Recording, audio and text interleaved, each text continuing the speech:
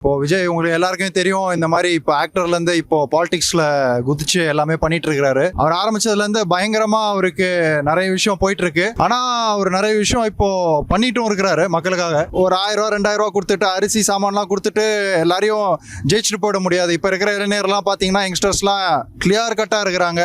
என்ன வேணும் உங்களுக்கு, என்ன நடக்க போகுது, ஃபியூச்சரில் என்னெல்லாம் வந்து குறிக்கோள் திட்டங்கள் என்ன கொண்டு வர போகிறாங்கன்னு சொல்லிட்டு கிளியர் கட்டாக இருந்தால் மட்டும்தான் வந்து ஜெயிச்சதுக்கப்புறம் அவரோட கட்சியை வந்து ரொம்ப நாளைக்கு வந்து நீடித்து வந்து அவர் வின் பண்ண முடியும்.